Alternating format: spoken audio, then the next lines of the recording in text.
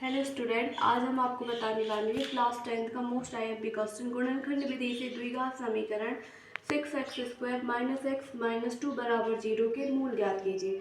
जैसा कि आप लोगों ने देखा होगा तो ये क्वेश्चन 2024 में आया था, तो इस बार भी इस क्वेश्चन को बहुत इंपॉर्टेंट मानकर चलिएगा।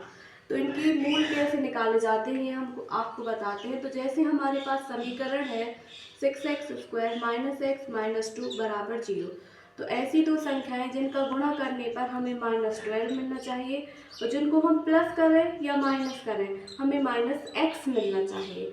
तो हमें पता है कि ऐसी दो संख्याएं 3 तथा 4 होती हैं, तो इसको हम लिख सकते हैं 6x² - 4x + 3x - 2 बराबर 0। अब पहले की दो पदों में से जो संख्याएं कॉमन निकलती हैं वो कॉमन निकालना है। तो यहाँ से कॉमन निकलेगा 3। इस समीकरण को हम ऐसे भी लिख सकते हैं 6x² + 3x - 4x - 2 बराबर 0। तो इन दोनों पदों में से कॉमन निकल आएगा 3x, तो ब्रैकेट में बचेगा 2x + 1। अब यहाँ से हमें ऐसी संख्या कॉमन निकालनी है कि अगले ब्रैकेट में भी 2x + 1 बचे। तो यहाँ से हम कॉमन निकाल लेते हैं -2 बराबर 0।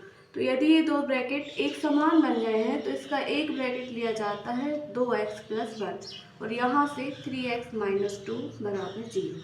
अब हमें मूल निकालने के लिए x के दो मान निकालने पड़ेंगे, तो हम पहले कोष्टक के बराबर 0 लिखते हैं। तो 2x + 1 बराबर 0, तो 2x बराबर -1 और x बराबर -1/2।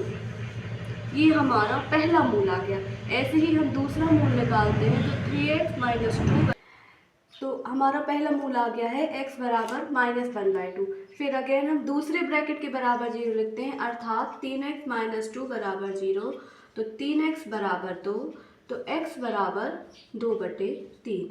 तो हमारे दो मूल आ गए हैं, एक आ गया है -1/2 और एक 2/3।